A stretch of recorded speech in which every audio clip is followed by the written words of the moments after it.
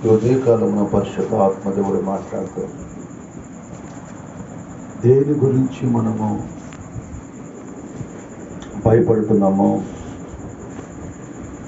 ఏ భయం మనల్ని వెంటాడుతుందో ఆ భయముల నుండి నిన్ను ఆయన విడిపిస్తానని తెలియచేస్తూ ఉన్నాడు. మనం ఆరాధిస్తున్న దేవుడు, ఘనమైన ప్రభు మనతో ఆయన సూటిగా మాట్లాడుతూ ఉన్నాడు. నీ ఆత్మీయమైన జీవితంలో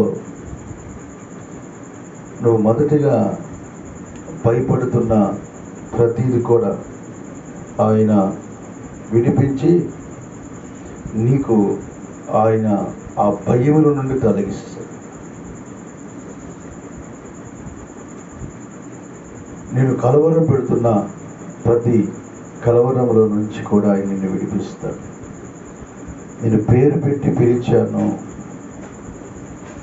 అయితే మనం ఆ భయము, ఆ కలవరంలో నుంచి దేవుడు మనం తప్పించాలంటే మనం చేయాల్సింది ఏంటి? ఇక్కడ రాయబడిన మాట, యెహోవా ఉదయమున నా కంఠస్వరమును నీకు వినిపించుదును, ఉదయకాలమున నా ప్రార్థన నీ సన్నిధికి సిద్ధపరిచి ఉంచాను. నీవు దుష్టత్వమును చూసి ఆనందించువాడవు కాదు. సాతాను మనల్ని కొన్నిసార్లు భయంలోకి తీసుకుని వెళ్తావు. ఆ భయము నిన్ను, ఆ సాతాను నిన్ను ఎక్కడికి తీసుకెళ్ళిందంటే,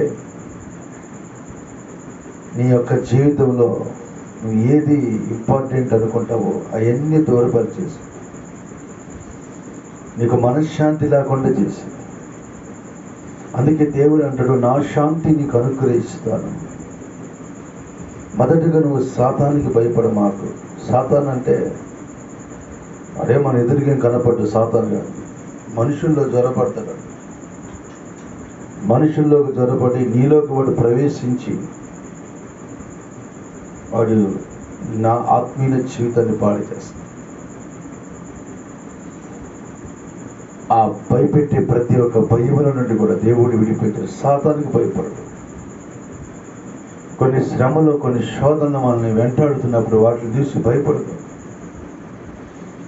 అందుకే ఆయన అంటాడు, నీవు నా సొత్తు. మనం ఎవరికి సొత్తై ఉన్నామంటే దేవునికి సొత్తై ఉన్నాం. మన తల్లిదండ్రులు మనకుంటే మనకి ఎంత గర్వంగా ఉండిద్దో, బ్యాంకులో బ్యాలెన్స్ ఉంటే ఎంత ఆనందంగా ఉండేది, ఎంత గర్వంగా ఉండిద్దో. మనకి అన్ని సమస్తము సమకూర్చబడిన దేవుడు అంటాడు, అంతకన్నా నేను నీకుంటే నీకు నేను సహాయం చేసేది, నీ భయాన్ని తొలగించేది. ఈరోజు నువ్వు దేని గురించి భయపడుతున్నావు, దేని గురించి